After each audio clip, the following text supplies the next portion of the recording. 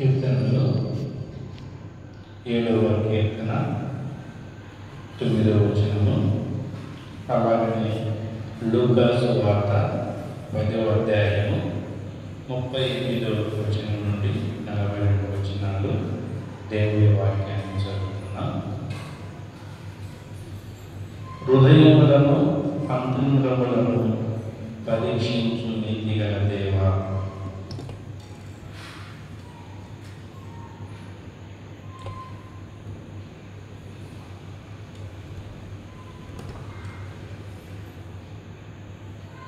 అంతటా వారు ప్రయాణమైపోతుండగా ఆయన ఒక గ్రామంలో ప్రవేశించి మార్త అను ఒక స్త్రీ ఆయనను తన ఇంట చేర్చుకొని, ఆమె మరియ అను సహోదరి ఉండెను. ఈమె యేసు పాదముల యొద్ద కూర్చొని ఆయన బోధ వింటుండెను. మార్త విస్తారమైన పని పెట్టుకున్న చేత తొందరపడి ఆయన వద్దకు వచ్చి, ప్రభువా, నేను ఒంటరిగా పనిచేయుటకు నా సహోదరులను విడిచిపెట్టినందున నీకు చింత లేదా? నాకు సహాయం చేయమని ఆమెతో చెప్తున్నాను. అందుకు ప్రభు, మార్తా మార్తా, నీవు అనేకమైన పనుల గురించి విచార కలిగి తొందరపడుచున్నావు, కానీ అవసరమైనది ఒకటి. మరియ ఉత్తమైన దాన్ని ఏర్పరచుకొనెను, అది ఆమె వద్ద నుండి తీసివేయబడదని ఆమెతో చెప్పారు. వాక్యం కొరకు ప్రార్థన చేసుకున్నాం. మహాగణుడు మహోన్నతమైన తండ్రి, నీ పాదాలకు స్తోత్రమైన దేవా, నీవు మమ్మల్ని శాశ్వతమైన ప్రేమతో ప్రేమించుచున్నావు.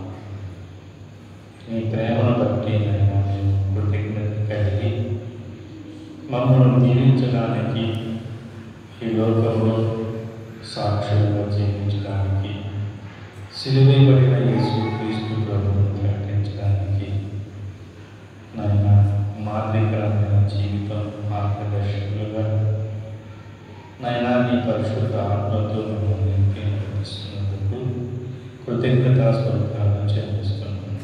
తండ్రి, బైబిల్ మమ్మల్ని నడిపించి చక్కగా మీ సన్నిధికి మేము రావడంతో మమ్మల్ని ప్రేమించి నిన్ను కూర్చి గానపతిగానం కీర్తనలతో నీ నామాన్ని బయపరిచే ధన్యతని మాకు అనుగ్రహించినందుకు కృతజ్ఞతాస్మృతాలను సమర్పిస్తున్నాం.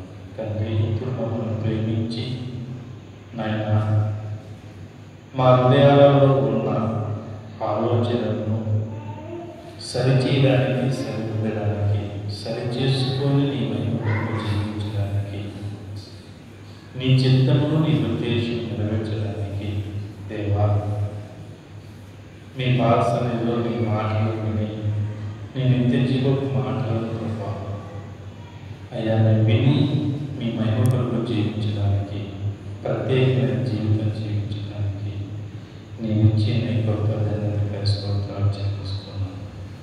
నైనా మీ మాటలు వినడానికి నైనా మా హృదయాలు తెలిసినందుకు స్తోత్రాలు చెల్లిస్తున్నాం. నైనా నిలబడిన దాసుని నీ పాదములు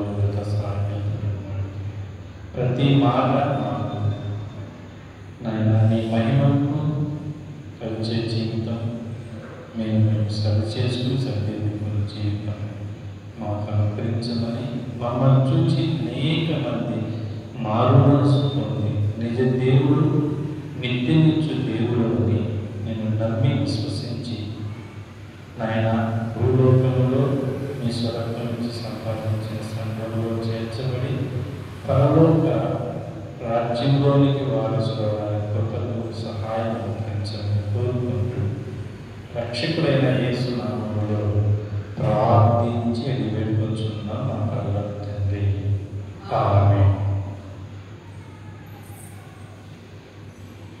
మన దేవుని యొక్క మహాత్మను బట్టి హృదయములను అంతరంగములను పరిశీలించు నీతి గల దేవా, హృదయములను అంతరంగములను పరిశీలించు దేవుడు. మన హృదయం దేవుని ఎదుట లేకపోతే మన హృదయము లోతులలో ఏమేమి నిర్ణయాలు, ఏమేమి ఆలోచన ప్రకారంగా ఎలా జీవించాలో, ఎలా నడుచుకోవాలో, ఎలా ప్రవర్తించుకోవాలో అనే సంగతులను దేవుడు తెలుసుకునే దేవుడు.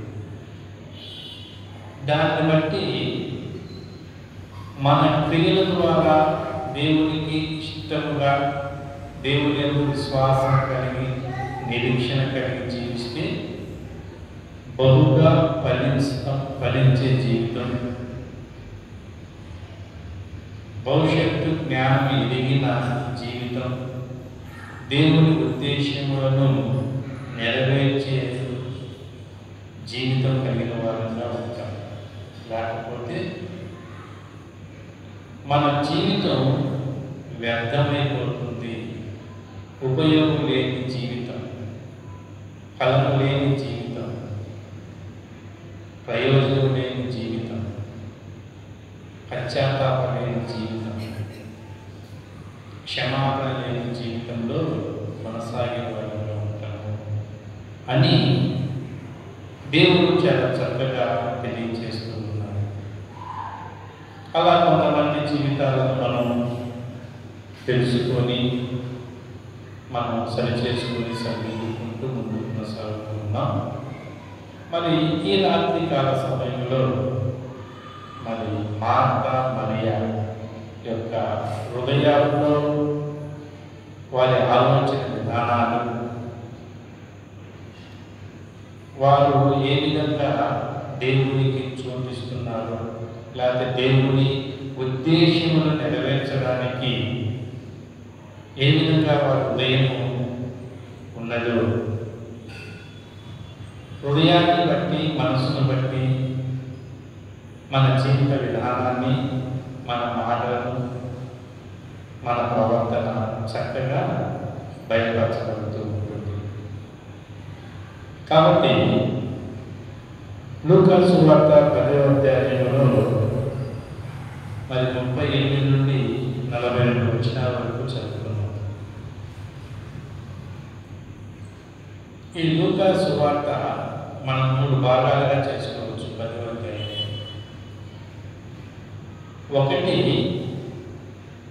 1 నుండి 24 వచనాల వరకు మనం చూస్తే, యేసుక్రీస్తు ప్రభు తన శిష్యులను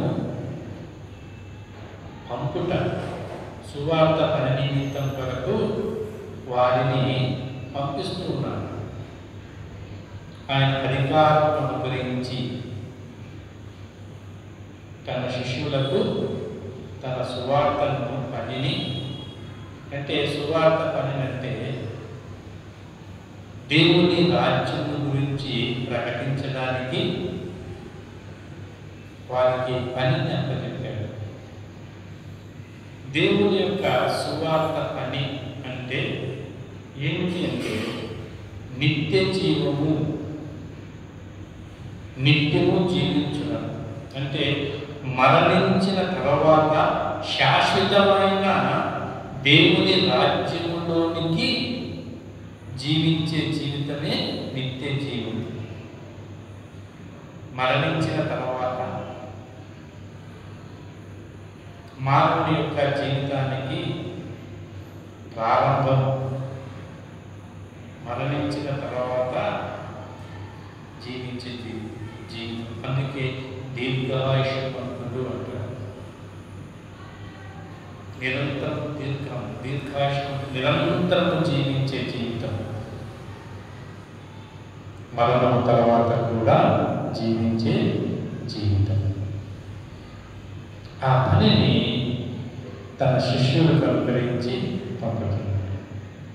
రెండవది మనం చూస్తే లూకా సువార్త 10వ అధ్యాయం 25 నుంచి 37 వచనాల వరకు మనం ఆలోచన చేస్తే, పొరుగు వారి గురించి తెలియచేయుట. అంటే పొరుగు వారిని ఏ విధంగా ప్రేమించాలి, మనం ప్రేమించుకోవడం కాదు, పొరుగు వారిని ఎలా ప్రేమించాలి. అనే సంగతులను తెలియపరుస్తున్నాడు. మూడోది చూస్తే ఆయన మార్తా ఇంటి యొద్దకు వచ్చి మార్తా ఇంటి యొక్క పరిచయంలో ఏది మేలైనది, ఏది ఉత్తమైనది, మేలైనది ఏమిటి, ఉత్తమైనది ఎన్నుకోవడం, ఏర్పాటు చేసుకోవడం. ఈ సంగతుల గురించి దేవుడు తెలియజేస్తున్నాడు. మరి మీ యొక్క హృదయాలు ఎలా ఉన్నాయి, మీరు హృదయాలోచనలు ఎలా ఉంటున్నాయి అనేది దేవుడు చాలా స్పష్టంగా తెలియపరుస్తూ ఉన్నారు.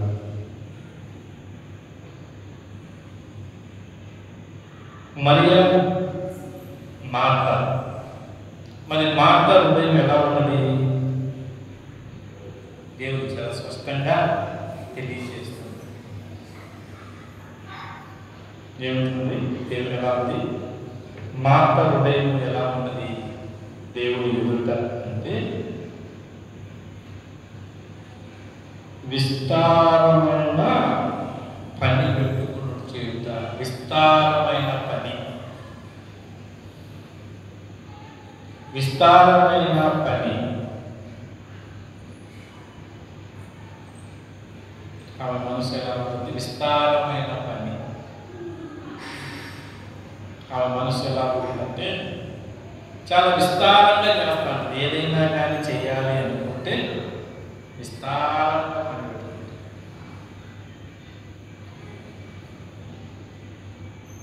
ఆ పనిలో ఎదుటి వారిని ప్రశ్నించే మనసంతం. ఆ పనిలో ప్రశ్నించే మనసంతం. చూడండి, చక్కగా దేవుడు మార్తా యొక్క హృదయమును, మార్తా యొక్క హృదయములో లోతులలో దాగి ఉన్న విషయాలు, నిర్ణయాలను దేవుడు మన కంటి ఎదుట, మన ఎదుట ప్రత్యక్షపరుస్తున్నాడు. అలాగనే నీ హృదయం, నా హృదయం, మన ముందరి హృదయము దేవుడు చూస్తున్నప్పుడు ఎలా ఉన్నాయి, విస్తారమైన పనులతో ఎదుటి వారిని ప్రశ్నించే జీవితం కలిగి ఉంటున్నామా? దానివల్ల దేవుడు ఏమంటున్నాడు, ప్రయోజనం లేదు అంటున్నాడు. నీ నిర్ణయం మంచిది కాదు అంటున్నాడు. నీ నిర్ణయం మంచిది కాదు మార్తా, నీ నిర్ణయం మంచిది కాదు సహోదరుడా, నీ నిర్ణయం మంచిది కాదు సహోదరి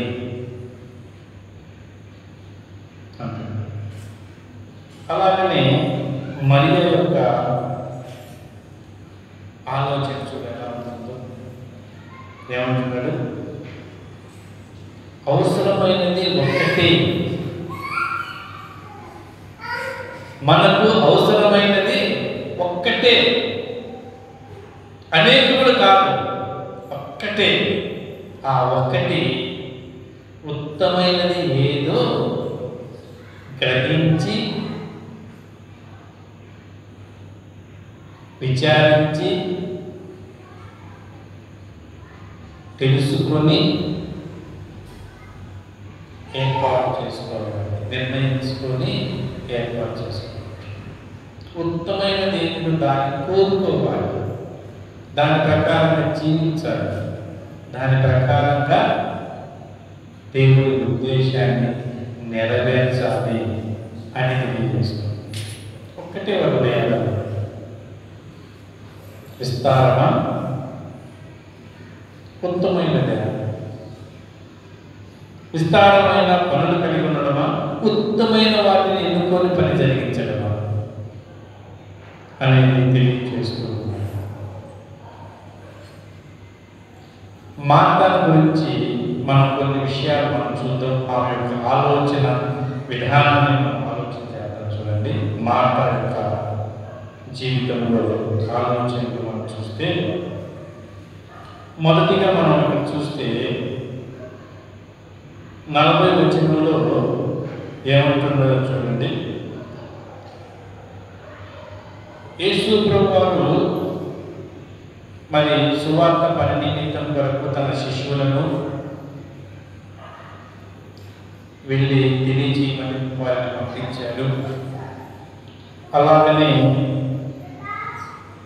మరి ధర్మశాస్త్రోపదేశకుని యొక్క స్థితిని ఆయన ఎరిగి అతని ఆలోచన నిత్య జీవం పొందడానికి నేను ఏం చేయాలో ఆ నిర్ణయాన్ని బట్టి ఆయన తన పొరుగు వారిని ఎలా ప్రేమించాలో, తన పొరుగు వారిని ఎలా సహాయపడాలో, తన పొరుగు వారి పట్ల ఏ విధంగా మన ప్రవర్తన కలిగి ఉండాలో అనే సంగతులు అతనికి తెలియచేసి, మార్త తనను తన ఇంటికి ఆహ్వానించింది కాబట్టి ఆమె ఇంటికి వచ్చిన తర్వాత ఆమె యొక్క ఆలోచన విధానాన్ని అక్కడ ఉన్న ఆ ఇంటిలో ఉన్న వారికి నేను మనకు కూడాను దేవుడు ప్రత్యక్షపరుస్తున్నాడు.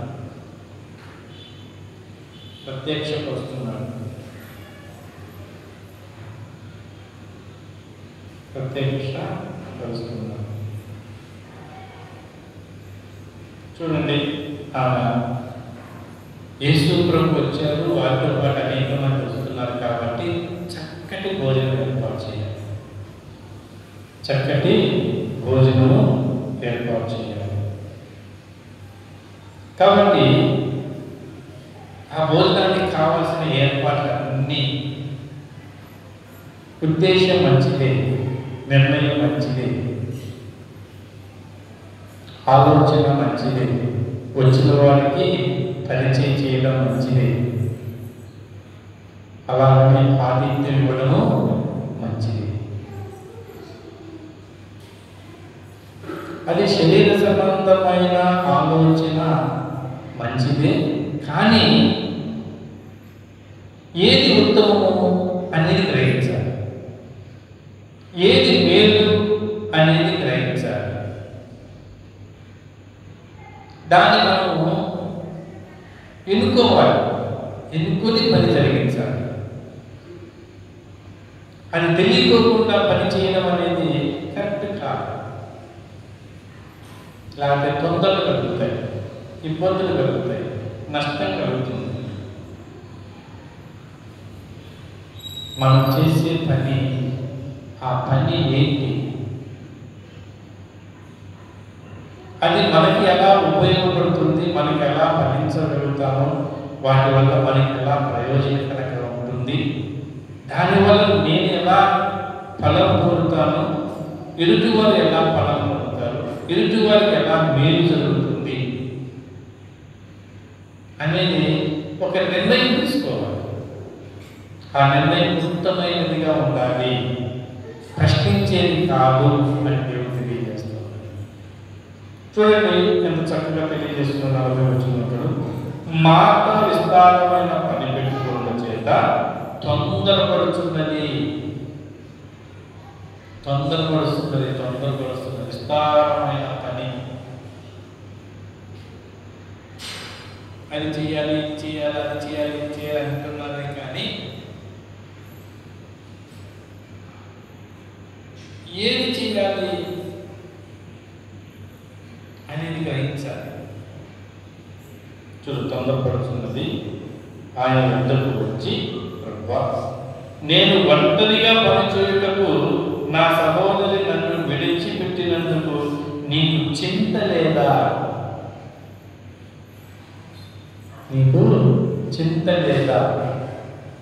ప్రశ్నిస్తా ఉంది. ఎవరు ప్రశ్నిస్తా ఉంది? యేసు ప్రభు ప్రశ్నిస్తా ఉంది. హృదయ రహస్యములు ఎరిగిన దేవుణ్ణి ప్రశ్నిస్తా ఉంది. హృదయములను పరిశీలించే దేవుణ్ణి ప్రశ్నిస్తా ఉంది. నీ కొరకు, నీతో పాటు వచ్చిన వాళ్ళందరి కొరకు నేను సిద్ధపరుస్తున్నది ఎవరి కోసం? నీ కోసం, నీతో పాటు వచ్చిన వారి కోసం. మరి నాకు తోటి పరిచయం చేయడానికి మరి మరియను మరి నీవే కూర్చోబెట్టుకున్నావే, పరిచయం చేయాలి కదా.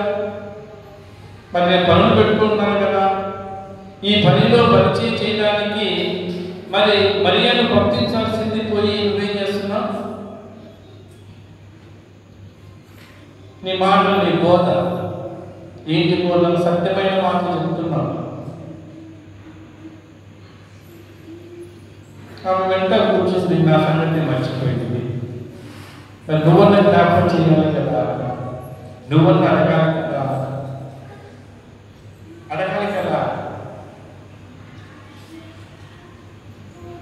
అడగాలి కదా, ప్రశ్నించాలి కదా. మరియా మరియా ఏంటి ఇక్కడ వచ్చి కూర్చున్నావు?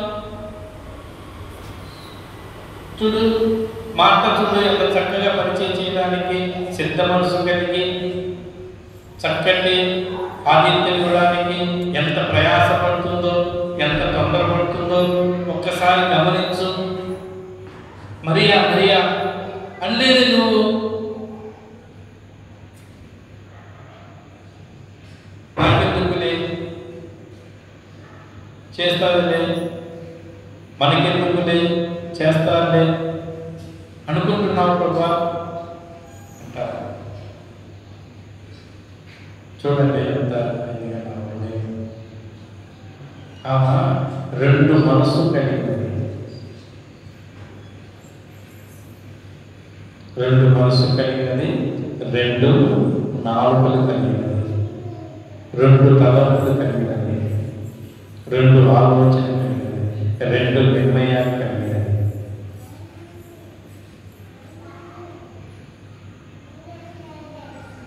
చూడండి ఎంత చక్కగా దేవుడు తెలియజేస్తున్నారు. మనకి ఉండాలి, ఒక్క మనసు ఉండాలి, ఒక్క నాలుగు ఉండాలి, ఒక్క నిర్ణయం ఉండాలి.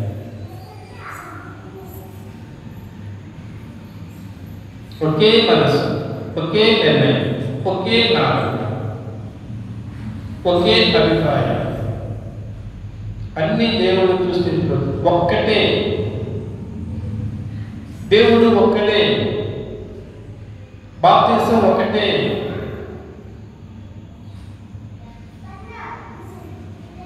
చూడండి చక్కగా చెప్తున్నాడు. ఒక్కటే ఒక్కటే, దేవుడు ఒకటే, బాప్తిసం ఒకటే, ఇంకా చాలా ఉన్నాయి. ఒక్కటే ఒకటే ఒకటే తెలియజేస్తున్నాడు. మరి రెండు ఉంటే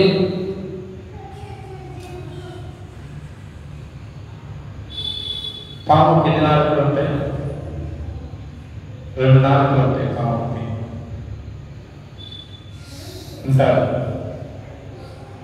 పాముకు రెండు నాలుకలు ఉంటాయి. ఆమె మనసు యొక్క ఆలోచన విధానం చూస్తే ఒక స్థిరమైన మనసు కలిగి జీవించే జీవితంలో మాట లేకుండా ఉంటుంది. చూడండి యోహాను సువార్త 11వ అధ్యాయంలో మాట గురించి చాలా చక్కగా దేవుడు తెలియజేస్తున్నాడు. 11వ అధ్యాయం మాట గురించి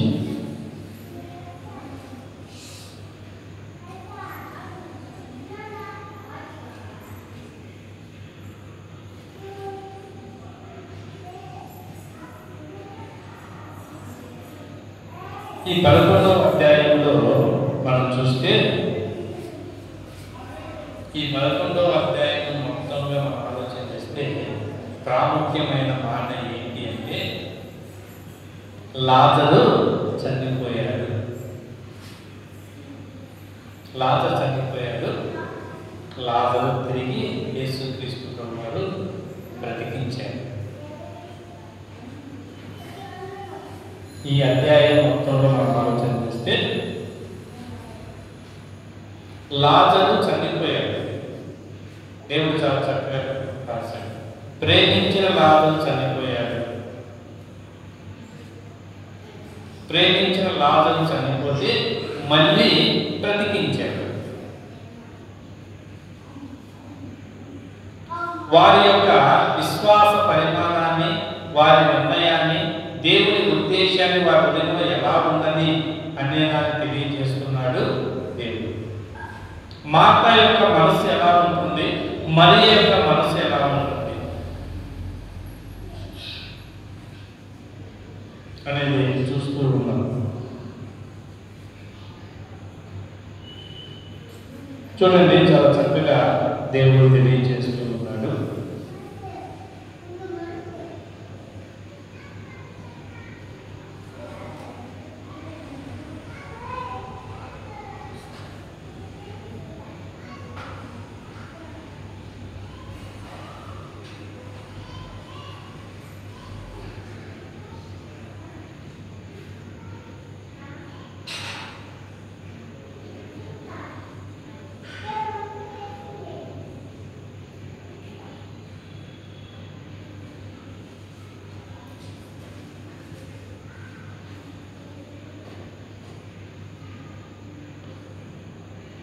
పద్నాలుగు వచనం చదువుతున్నాను చూడండి.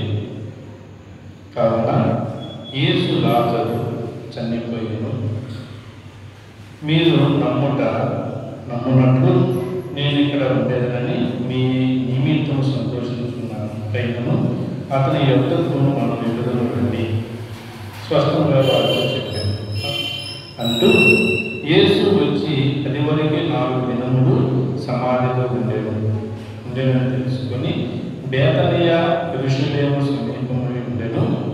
దానికి ఇంచుమించు కోసే దూరం ఉండెను.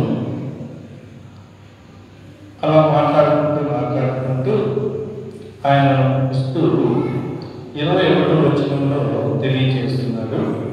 మార్త యేసుతో, ప్రభువా, నీవు ఇక్కడ ఉండిన ఎడల సహోదరుడు చావకుండెను అంటుంది. మార్త యొక్క ఆలోచన 21వ వచనంలో చాలా చక్కగా తెలియజేస్తుంది. మార్త యేసుతో, ప్రభువా, నీవు ఇక్కడ ఉండిన ఎడల నా సహోదరుడు చావకుండెను అంటున్నాడు.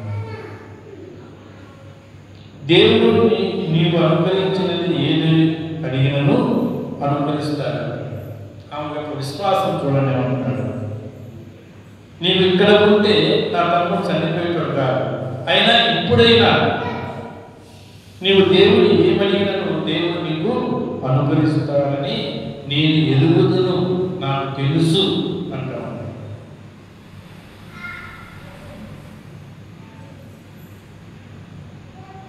24వ వచనంలో చూడండి మాట, ఆయనతో అంత్యదినములందు మళ్ళీ చెప్తున్నాడు దేవుడు, అంత్యదినములందు పునరుద్ధానము లేచి నేను ఎరుగుదును అంటున్నాడు. యేసు ప్రభు చాలా చక్కగా తెలియజేస్తున్నాడు. 23వ వచనంలో చెప్తున్నాడు. ఏమని చెప్తున్నాడు? యేసు నీ సహోదరుడు మరలా లేచుమని ఆమెతో చెప్పగా, ఆయన మళ్ళీ బ్రతుకుతాడు అని చెప్పగా ఏమంటున్నారు? పునరుద్ధానముందు అంత్యదినములలో మళ్ళీ లేస్తాడని నాకు తెలుసు. దేవుని కార్యములను, దేవుని సంగతులను, దేవుని చిత్తాన్ని మనం ఏదైనా అడిగితే నాకు తెలుసు, నువ్వు చెప్పనవసరం లేదు, నేను సమస్తమును ఎరిగి ఉన్నాను. మా పితరుల నుంచి మేము క్రైస్తవులమే, మందిరానికి వెళ్ళేవాళ్ళమే, మాకంతా తెలుసు. నీవు దేవుని కుమారుడు అని నాకు తెలుసు, నువ్వు నిత్య జీవం అనుకరిస్తావని తెలుసు, అన్నీ తెలుసు నాకు అంటుంది.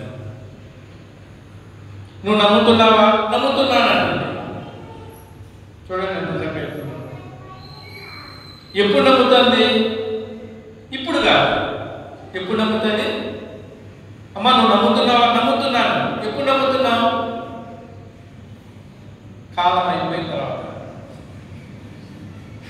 వృద్ధాలు నమ్ముతా, లేకపోతే అనారోగ్యం వస్తే నమ్ముతా, ఇబ్బందులు వస్తే నమ్ముతారు.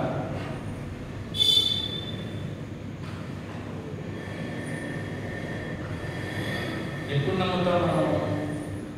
నమ్ముతాం, యేసు ప్రభు దేవుడని నమ్ముతాం, కానీ ఆయన ఉద్దేశాన్ని నమ్మలేదు, ఆయన చిత్తాన్ని నమ్మలేదు, ఆయన క్రియలు నమ్మలేదు, ఆయన శక్తిని నమ్మలేదు, ఆయన ప్రభావాన్ని నమ్మలేదు, ఆయన శివమరణాన్ని నమ్మలేదు, ఆయన పునరుద్ధాన్ని నమ్మలేదు, ఆయన కార్యములను నమ్మలేదు. నమ్ముతామన్నా అది ఆ మనస్తత్వం. ఆమె మనస్తత్వము అది. మాత యొక్క మనస్తత్వం అది.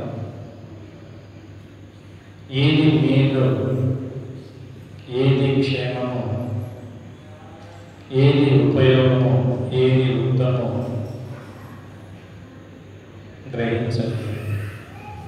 పని చేస్తారు, చక్కగా పని చేస్తారు, ఏం కావాలనే చేస్తారు, పరిచయం చేస్తారు.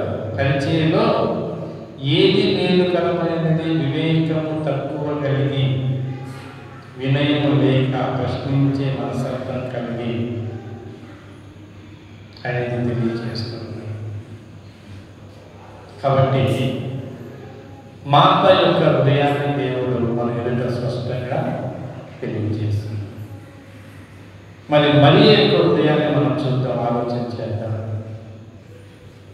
మరియ యొక్క హృదయాన్ని ఏమంటున్నారు? అవసరమైనది ఒక్కటి. మనకి ఏది అవసరమో దాన్ని నిర్ణయించుకోవడము మరియ యొక్క మనస్తత్వం. ఏది ఉత్తమైనదో ఏర్పాటు చేసుకోవడము మరియ యొక్క హృదయపు ఆలోచన. మరి మీ నా హృదయం యొక్క ఆలోచన అలా ఉండాలి. ఏది పట్టుకుంటే దాన్నే కొనసాగించేది కాదు. వివేకం కలిగి ఉండాలి, వినయం కలిగి ఉండాలి, విధేయత కలిగి ఉండాలి అని తెలియజేస్తున్నాడు. విషయాన్ని ఆ గురించి చాలా చక్కగా తెలియజేస్తున్నారు. చూడండి, ఇక్కడ 2వ వచనం చూడండి, 11వ అధ్యాయం, యోహాను సువార్త 11వ అధ్యాయంలో చాలా చక్కగా 2వ వచనం తెలియజేస్తున్నారు. ఈ లాజరు ప్రభువునకు అత్తరు పూసి తల వెంట్రుకలతో ఆయన పాదమును తుడిచిన మరియకు సహోదరుడు. ఎలా చక్కని పరిచయం దేవుడు పరిచయం చేస్తున్నాడు చూడండి. మన గురించి చెప్పేటప్పుడు ఎంత చక్కగా దేవుడు తెలియజేస్తారు. మన సాక్ష్యం ఎలా ఉంటుందో చూడండి. మన సాక్ష్యం ఎలా ఉంటుందో చూడండి. అది మనం ఏర్పాటు చేసుకోవాలి. మన సాక్ష్యాన్ని ఎలా ఉన్నదో దాన్ని బయలుపరుచుకోవాలి. ఎంత చక్కగా తెలియజేస్తున్నా చూడండి. ఈ లాజరు ప్రభువునకు అత్తరు పూసి తన తల వెంట్రుకలతో ఆయన పాదములు తుడిచిన మరి యొక్క సహోదరుడు. ఎంత చక్కగా దేవుడు తెలియజేస్తున్నాడు. ఎంత తగ్గింపు కలిగిన జీవితం కలిగిన మనస్తత్వం చూడండి. ఎంత వినయత కలిగిందో చూడండి. ఎంత విధేయత కలిగిందో చూడండి.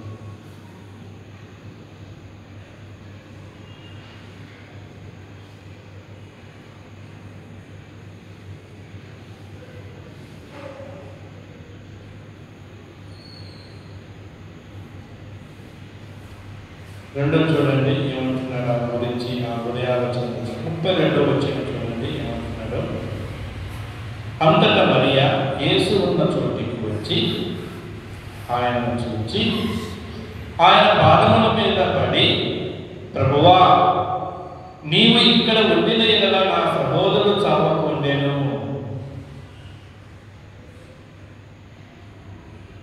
ఎంత చక్కగా తెలియజేస్తుంది. దేవుని అడుగుటలో దేవుని ఎదుట మన మనవులు చెప్పుటలో, మన అవసరాలను పట్టడంలో మన మనసు ఎలా ఉండాలి అనే సంగతి తెలియజేస్తుంది. ఆ మనసు ఎలా ఉండాలి అని తెలియజేస్తుంది. ఏమంటున్నారు చూడండి. అంతట మరియ యేసు ఉన్న చోటుకు వచ్చి ఆయనను చూచి ఆయన పాదముల మీద పడి, ప్రభువా, నీవు ఇక్కడ ఉండిన ఎడల నా సహోదరుడు మరణము తప్పించుకొని జీవములో ఉండేవాడు.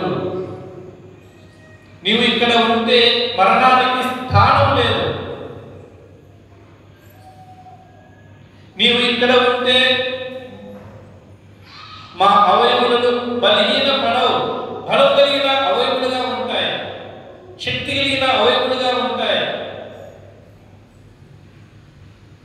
ఏ రోగము ఉండదు. నీవుంటే ఏమీ ఉండవు. రోగాలు ఉండవు, అనారోగ్యంగా ఉండదు, వ్యాధులు ఉండవు, బాధలు ఉండవు, కష్టం ఉండవు, నష్టం ఉండవు, ఏమీ కానీ ఉండవు. ఎంత చక్కగా తెలియజేస్తుంది. ఆయన పాదముల మీద పడి తన ఆత్మను, తన హృదయాన్ని, తన మనసును, తన దేహమును దేవుని పాదముల మీద పడేసింది. దేవుని పాదముల మీద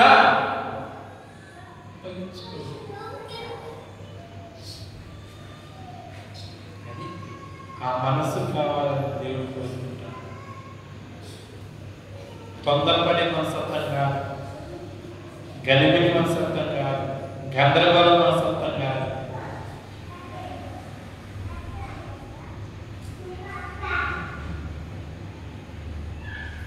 ప్రార్థన కూడిక ఉన్నది అంటే మన పనులు అప్పుడే ప్రారంభమవుతాయి. ఇవాళ ప్రార్థన కూడిక ఉంది అంటే అప్పుడే ప్రార్థన, అప్పుడే మన పని ప్రారంభమవుతుంది. ఏది మేలు? నా దేవుని సన్నిధిలోనికి నా కుటుంబం వెళ్తే ఎంత ఉత్తమైనది, ఎంత మేలుకరమైనది, ఎంత ఉపయోగకరమైనది అనేది గురించి మన మనస్సు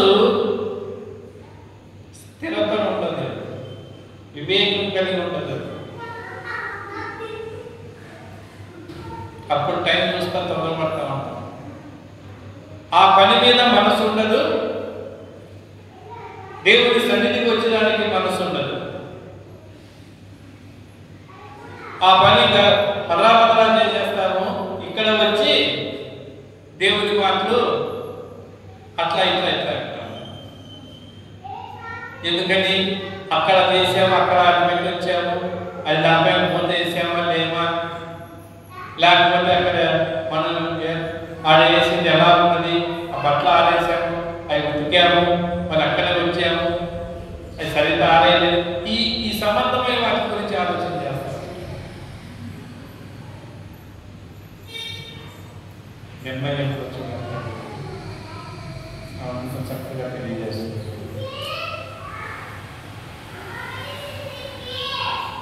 చూడండి, ఈ విషయాల గురించి ఇంకా చాలా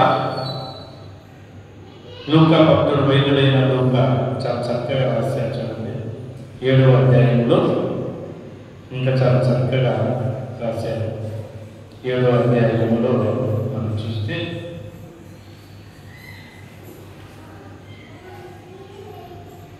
ఇక్కడ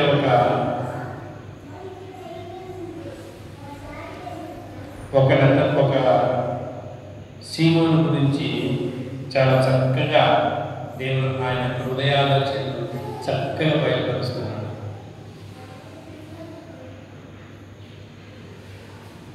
7:36 పరిశీలనలో ఒకడు తనతో కూడా భోజనం చేయవలని ఆయన అడిగాను. ఆయన పరిశీలన ఇంటికి వెళ్ళి భోజనం కంచెలో కూర్చుండగా ఆ ఊరిలో ఉన్న పాపాత్మరాలైన ఒక స్త్రీ యేసు పరిచయం ఇంటి భోజనం కూర్చొని ఉండగా అనేది మనం చూస్తున్నాం. భోజనానికి పిలిచారు. భోజనానికి పిలిచారు. ఏమంటున్నాడు? ఈయన పాపాత్మురాలు అంటున్నాడు. అతని మనసులో ఆమె పైన ఎలా ఉంది? పాపాత్మురాలు అంటున్నాడు.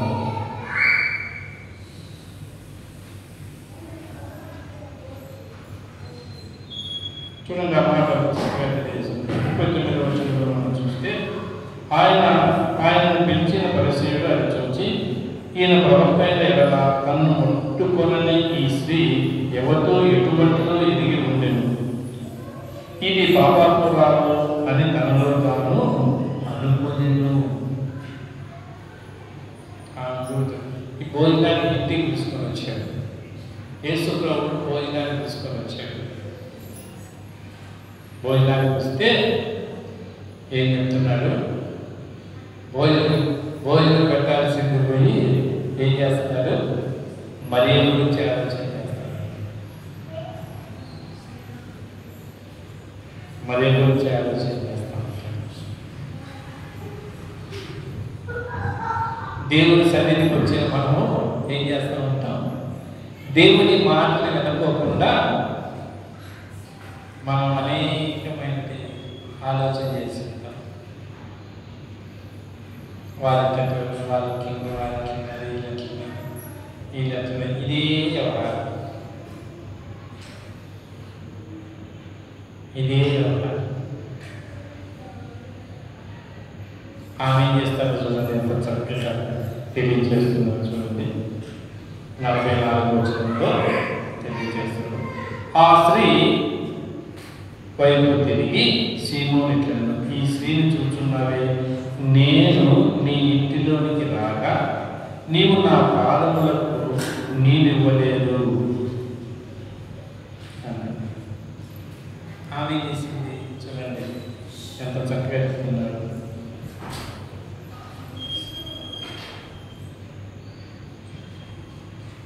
ముప్పై 38వ వచనంలో చూస్తే,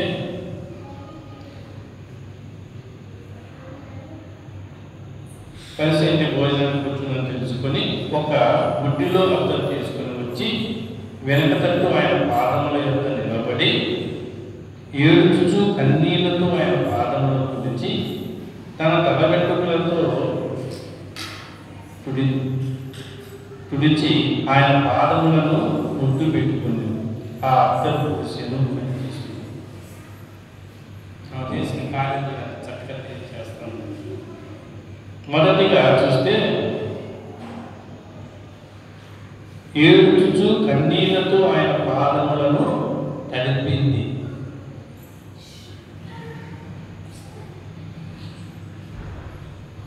ఆ మనసు చూడండి చక్కగా, ఆయన పాదములను తడిపింది, కన్నీటితో తడిపింది. రెండోది చూస్తే ఏమిటండి? తన తల వెంట్రుకలతో ఆయన పాదాలను తుడిచింది. మూడోది చూస్తే ఖరీదైన అత్తలు తీసుకొని ఆయన తలకు పాదాలను, అది ఆ మనసు. ఆ మనస్సును దేవుడు చూసి ఎంత చక్కటి మనసు, నీ విస్తారమైన పాపములను క్షమించాను.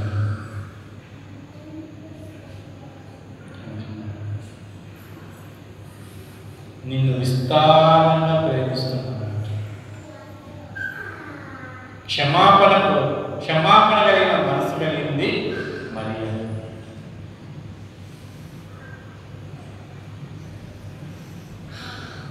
నీవు నేను క్షమాపణ కలిగే మనస్తత్వం కలిగి దినదినము మనం మన హృదయాలను క్షమించే మనస్తత్వం కోరుకుంటున్నామా? ప్రభు పాదాలు కలుగుతున్నామా? ప్రభు పాదాలను మన వెంట్రుకలతో తుడుస్తున్నామా? ఆయన పాదాలను ముద్దు పెట్టుకుంటున్నామా? విస్తారమైన పనులు పెట్టుకుంటున్నామా? విస్తారంగా తొందరపడుతున్నామా? ఆలోచన చేద్దాం. కాబట్టి ఆ మనసు అలా ఉన్నది కాబట్టి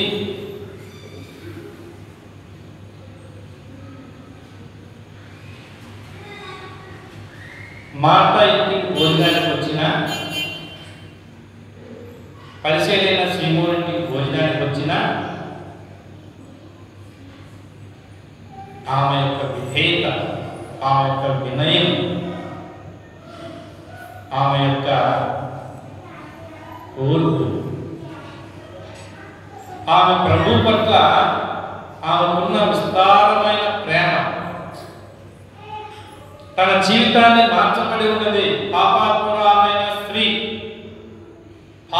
పాపాత్మురాలైన స్త్రీ ఏమైపోయింది? పరిశుద్ధురాలైన స్త్రీ అయిపోయింది. పాపాత్ములమైన మనము ఏమవుతాం? క్షమించబట్టి ఏమవుతాం? పరిశుద్ధులం అవుతాం. మనకు ఇంకా తొందరలు ఉండవు, విస్తారమైన పరిపాలన ఉండవు. మన నిర్ణయం ఒక్కటే, మన ఆలోచన ఒకటే, మన ప్రవర్తన ఒకటే, మన జీవిత లక్ష్యం ఒకటే. ఏంటది? ప్రభుతో సదాకాలం మేము ఉండాలి. ఈ భూలోకంలో ఈ శరీరంతో ఉన్న ప్రభుతో ఉండాలి, శరీరం విడిచినా ప్రభుతో ఉండాలి. కృతజ్ఞత కలిగిన జీవితం కలిగిన ఈ లోకంలో ఉండాలి, పరలోకంలో కూడా దేవుడు చేసిన ఆ ధన్యతకు పరలోకంలో చేరామని ఆయన కనపరిచే జీవితం.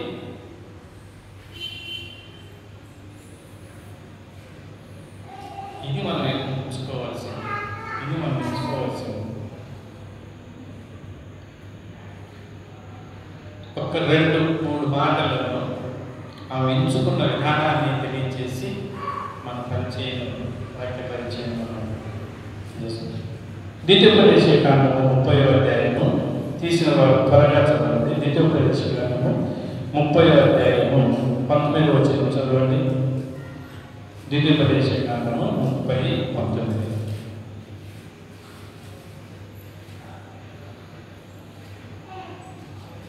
మీరు ఎవ్వరూ దేవుడిగా చదువుతూ వచ్చినారా? నేడు జీవమును మరణమును ఆశీర్వాదమును శాపమును నేను నీ ఎదుట ఉంచి భూమి ఆకాశములను మీ మీద సాక్ష్యముగా పిలుచుతున్నాను. ఏది కావాలి? ఏది ఉత్తమమైనది? మరణం కోరుకుంటావా? శాపం కోరుకుంటావా? అది నీ ఇష్టం. భూమి ఆకాశంలో సాక్ష్యంగా పెట్టున్నా, అది నీ ఇష్టం. అవి కావాలంటే విస్తారంగా నీ మనసు ఎట్టయినా ఉండొచ్చు, విస్తారంగా తొందరపడుతూ జీవితం గడిపేయచ్చు. కానీ జీవమా ఆశీర్వాదమా? ఏది కావాలి? సదాకాలం నిత్య జీవం జీవించాలనుకుంటున్నావా? పరలోక సంబంధమైన ఆశీర్వాదం కోరుకుంటున్నావా? నిర్ణయం నీదే.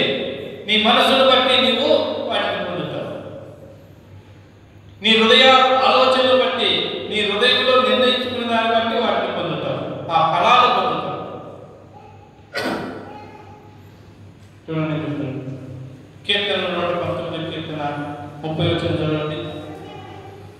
కీర్తన 119 30 వచనం చదవండి.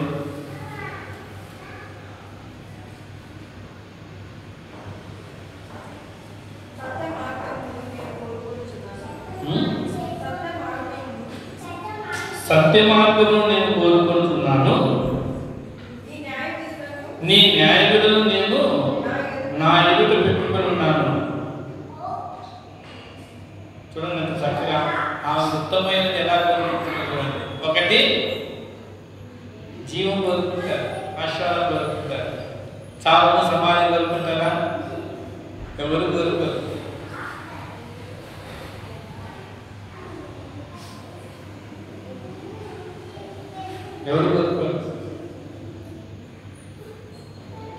కేజీలు బంగారం 10 కోట్లు డబ్బు పెట్టి కొనుక్కుంటారు. 10 కోట్లు డబ్బు లేదా 10 కేజీలు బంగారం ఏది కొనుక్కుంటారు? 2 కావాలంటే అత్యాశ, ఏదో ఒకటి నిర్ణయం ఒకటి 2 డబ్బులు బంగారమా డబ్బా, 2 కొనుక్కుంటే 2 ఉండవు. అట్లాగనే దేవుడు ఏం చేస్తాడు? జీవము ఆశ, మరణము శాపం. మళ్ళీ ఎక్కడికి వచ్చింది? జీవం దగ్గరికి వచ్చింది.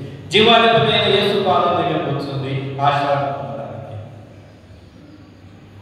మరియా ఎక్కడికి వచ్చింది? సత్యమైన మార్గం కోరుకుంటుంది. న్యాయ విధులను నా ఎదుట పెట్టుకుని ఉంటుంది. న్యాయ విధులను ఆయన ఎదుట చూస్తాడు. న్యాయ విధి, దేవుడు న్యాయం తీర్చేవాడు. చూడండి అక్కడే 111 వచ్చిన చదువు కీర్తనలు 111.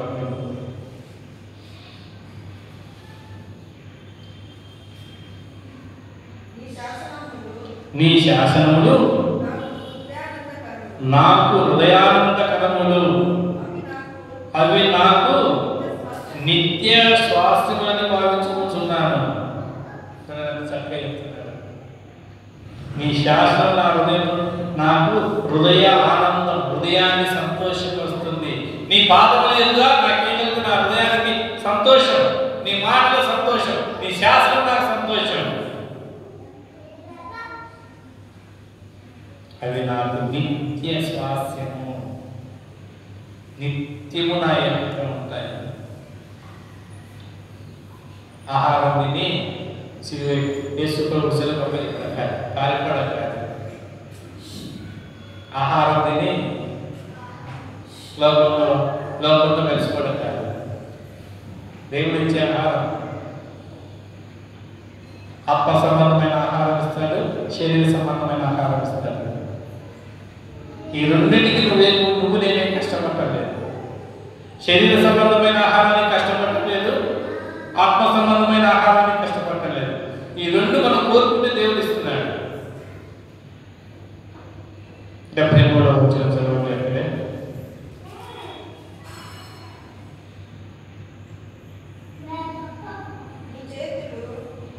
నేను నీ ఉపదేశములను కోరుకొనుచున్నాను, నీ చెయ్యి నాకు సహాయమును. దేవుని ఉపదేశము కోరుకుంటే ఏం కలుగుతుంది? సహాయము కలుగుతుంది. మార్త తొందరపడుతూ ఉంటుంది. మరియా ఏం కోరుకుంటుంది? దేవుని సహాయం. మార్త జీవాధిపతిని వదిలేసి విస్తారమైన పనులు.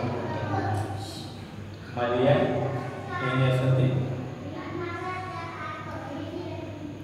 మరియా ఏం చేస్తుంది? ఆశీర్వాదము, జీవాన్ని కోరుకుంటుంది. దేవుని రాజ్యాన్ని కోరుకుంటుంది. మరి భూలోక సంబంధమైన ఆశీర్వాదం, మనకు భూలోక సంబంధమైన ఆశీర్వాదం ఏమిటంటే సంపూర్ణమైన ఆరోగ్యం ఉండలేదు. ఏ అనారోగ్యత లేకోకుండా మనము సంపూర్ణమైన ఆరోగ్యం, దేవుడిచ్చిన ఆయుష్ వరకు ఆ ఆరోగ్యంతో జీవించడమే మనకు కావాల్సింది. అదే మన ఆశీర్వాదం. 100 కోట్లు ఉంటే ఆరోగ్యం లేకపోతే వ్యాధి బాధలు ఉపయోగపడేది. కాబట్టి గళితీయుల రాసిన పత్రిక 5:6 వచనం చదవండి. గళితీయుల రాసిన పత్రిక 5:6 చదవండి.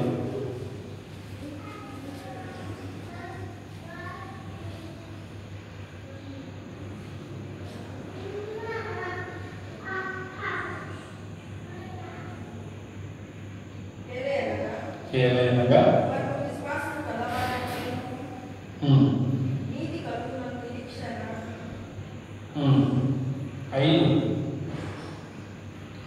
యేసు క్రీస్తునందు వారికి సున్నది పొందుటేమీ లేదు, పొందుక పోకపోవటమేమీ లేదు, ప్రేమ వలన కార్యసాధకము విశ్వాసమైన ప్రయోజనం కలుగును అంటాడు. ప్రేమ, దేవుని ప్రేమ గురించి చెప్తున్నాడు.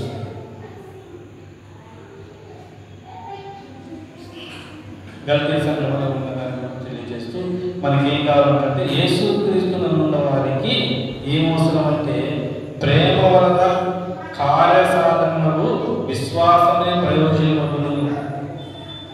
దేవుని యొక్క ప్రయోజనం ఏమిటంటే యేసుక్రీస్తునందు ఉన్న మనకేంటంటే ప్రేమ వలన కార్యసాధకము విశ్వాసమే ప్రయోజనము. ఇవి కోరుకుంటాము. మరి నీవు నేను ఎలా ఉంటున్నాయి మన ఉదయాలు? మార్త చింత లేదా అని ప్రశ్నిస్తా దేవుడి ప్రశ్నకు హృదయం ఉంటుందా? జీవమును కోరుకున్న మరియ వలె ఉంటున్నారు. ఎలా ప్రశ్నించే దేవుడు ప్రశ్నించే స్థితిలో నీ హృదయం ఉంటుందా? దేవుని ప్రేమను పొందిన హృదయంగా ఉంటుందా? దేవుని ప్రశ్నించే నీ మనసంతా కలిగి ఉంటున్నావా? దేవుని పాదాల మీద సాగిపడే మనసంతా ఉంటుందా? సమస్తము నాకు తెలుసు అని నిర్లక్ష్య పెట్టే మనసంతా కలిగి ఉన్నామా? లేకపోతే ప్రభువా దీనులను మాకేమీ తెలియదు, మమ్మల్ని మాకు సహాయం ఇచ్చి క్షేమమైన స్థితిలో నడిపించు అనే పాదాల మీద సాగిపడే మనసంతా కలిగి ఉన్నామా?